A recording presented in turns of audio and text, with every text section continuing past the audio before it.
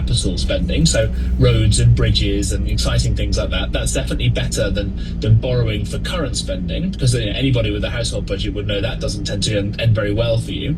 But I still don't exactly trust that the Labour government, of whom how many of them have ever worked in a proper business before, would know how to spend that money better than individuals, than families, than businesses do.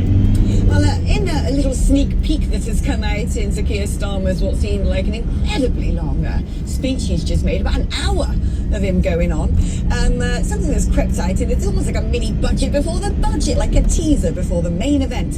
He has confirmed that the £2 cap on bus fares will be replaced with a new £3 cap in place until the end of 2025. So that's some indication of the direction of travel, i.e. little benefits and subsidies that you might have once had could well be on their way out. Now, something he also said was that Rachel Reeves is going to be investing £240 million into local services to try and get people back into work. And this is off the back of a report that suggests that moving 2 million people off benefits and getting them back into work alone could plug the £22 billion budget black hole. So surely potentially there is some good news in terms of what the Labour Party could focus on, what we might hear about over coming days and weeks, because the rate of worklessness in Britain, frankly, is unsustainable.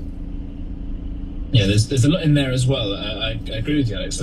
Let's take the bus thing first. That's a small amount of money that means a lot to a lot of people in their day-to-day lives. But when you look at the overall government budget, it's a tiny amount of money that it raises. The government spends something like £1 trillion a year, probably more than that. But this is numbers I can't get my head round. I'm sure you can't either. Us Gloucester folk would be happy finding a £5 note on the floor, right? But £1 trillion a year is just an enormous amount of money. When you start looking at little tiny things like bus fares changing, that ain't going to cut it. And this was a similar problem that Labour had when they announced that the winter fuel payments were going to go away again. It makes perfect sense in an economic world. Why is it that you're giving money out to rich pensioners? You know, Mick Jagger's going to get this, Paul McCartney's going to get this, plenty of Labour politicians who would get that. And that doesn't make sense. It means they're probably following the civil service telling them to do these things, which means they don't have many ideas of their own. On the other side, you just mentioned that you've got this whole massive welfare bill. And this is something that I think is good that they're looking into. You know, the rate of supposed illness inside the country has gone up massively, and people going off and going on benefits and welfare payments and things like that since COVID has massively spiked. I don't think we're that much sicker, that much more ill as a country, but the kind of entitlements have gone up. And the numbers here are enormous. This is the most amount of spending that we spend on any one thing, on welfare and pensions and things like that. And as Ronald Reagan said, the best welfare program in the world is giving somebody a job. So if they can really do that, that is definitely something behind, and everybody should be as well, to get people back into work. The problem is that's going to cause an awful lot of belly aching and bleating. When the Conservatives did some very good work on this, and the first years of the coalition, something like universal credit and the concept to make sure that work would always pay, they were told, oh, you're killing this person, you're killing that person, they can't do it, they've had to do these tests, etc., etc. And all those cases individually, you know, they merit people looking into them, of course, and the scale that we're talking is enormous here. But I find it very hard to believe that Labour are going to have the stomach for the kinds of fight they're going to need to reduce spending. And reducing spending, along with getting growth going, is the only thing we can do to get the United Kingdom back on a sustainable footing. But it's going to be very painful for some people who, frankly, quite like getting free money. I mean, wouldn't you? Yeah, I would indeed. I could do with some, I'll tell you that much. And you know, as Gloucester folk, don't just like get excited if we see a £5 note on the floor. We happily chase pieces of cheese down vertical hill slopes. So it says a lot about people from our neck of the woods. James, it's been lovely catching up with you, my dear, my babber, and hopefully we'll do that again very soon. Your thoughts, Claire? I think James is on to when he said it's a good job that the Labour government is starting to look at welfare claimants. Because I think everybody wants there to be a proper society where people work and contribute. And there seems to be an enormous amount of people signed off for very different reasons. So I think we need to drill down as to what those reasons are, and there will be those who are legitimately not well to work. And I think that we should support them. But I think there are an awful lot of people with small adaptations could be back in the workplace and absolutely should be back in the workplace. You ask yourself as well, you know, when you've got people who might have been off due to some sort of chronic pain, for instance, if they'd once worked as a builder or, you know, something that was a very physical job and now they're at home, with the working from home revolution, how we can skill those up and get those working if they cannot physically go out. But I've always thought of the mental health crisis, the thing that makes people, and James was referencing the best welfare is a job, that's something Ronald Reagan said. Well, it's true with the mental health crisis. When people are sort of depressed or anxious, usually socialising, usually being around other people, usually having your mind preoccupied is the best thing for you. It is. It's getting up, it's getting showered, getting out of the house into some daylight, and sometimes those really small adaptations will make an enormous difference. There will always be people suffering with mental health conditions who are going to be, unfortunately, not well enough to take part in the world of work. But for the majority, actually, those conditions can be made a lot better with just going out, meeting people, having a different conversation, getting in some daylight, getting out for a walk. Very, very simple things. It's not going to cure people. I don't want people, you know, starting to have a go at me for that. But it's going to help increase their mental well-being. Yeah, purpose is very good. A routine. It's very good for one's sort of, you know, mental constitution. Right, so we're going to take a short break now, but when I come back, I don't know if you've been following the American elections closely. I've been dipping in and out where I can, but Donald Trump had a huge rally last night in Madison Square Garden. Quite a spectacle it was as well. Hulk Hogan was there, of all people.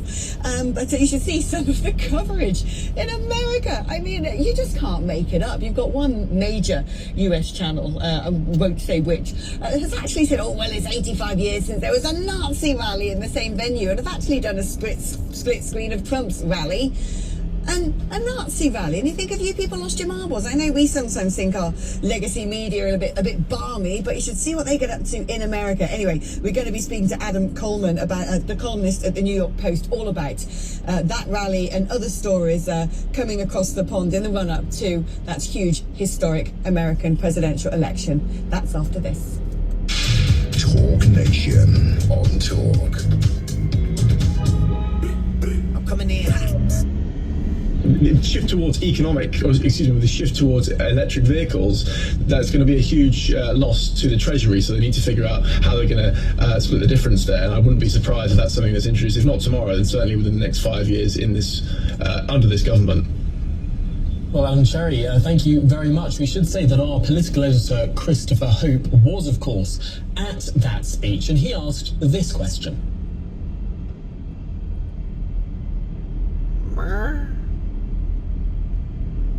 I do understand the concerns that people have. I genuinely do.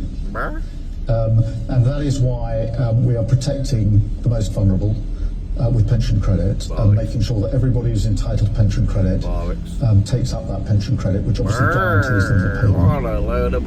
But we are also fixing the foundation, stabilising the economy. And what that allows us to do is to commit absolutely to the triple lock.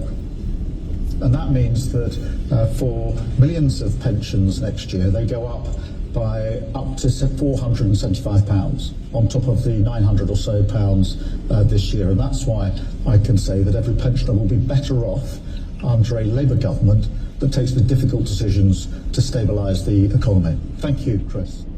Oh, there we go. That was Keir Starmer saying that he understands that pensioners are facing difficulties. He understands that full well.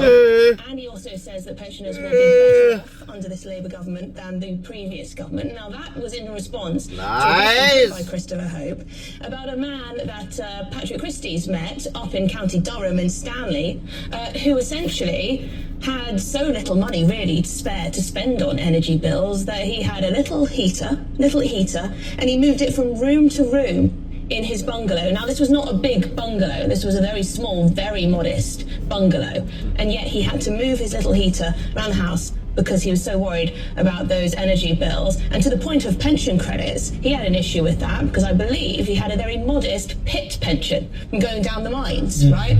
And it wasn't enough to cover. So, I mean... That just disqualified him for any of that support. Yeah, so, I mean, it's not... No luxuries. Those people are up in Stanley. They weren't going on holiday. They weren't buying cars. They weren't doing anything that one could consider a luxury. It really bites, I think, particularly for the Northeast, which used to be this powerhouse of energy. I mean, this country used to produce more energy than all the other countries in the world put together. It wasn't that long ago. I mean, this country wasn't just the first to produce coal, dig coal, have these coal-fired power stations that then brought energy and development. We were also the first country in the world to develop a commercial, a nuclear reactor for nuclear power. We were the first country to do that, and we sort of just abandoned both legacies. Yeah. Let us know your thoughts. gbnews.com/your say. Also, what do you make of those bus fares? The bus fare cap going up 50%. So a bus fare that would have been £2 may well now be £3. Will that impact you or people you know?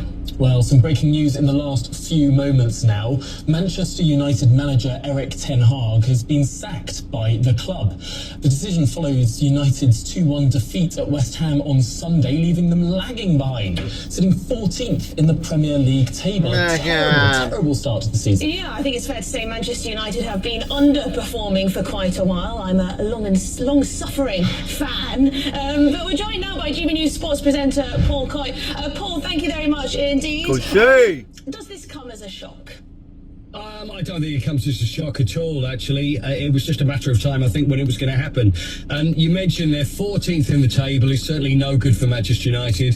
That's no good. They can't be having that. And then the game yesterday that you mentioned against West Ham, and it was one of these games, and it was for the first time I actually felt really sorry for Erik ten Hag. Because the decision went against them with a last-minute penalty that went to West Ham, which then put them to win the game 2-1, and he was coming out saying, look, again, I've had problems with referees and bad decisions and VAR, but that's not all of it. It just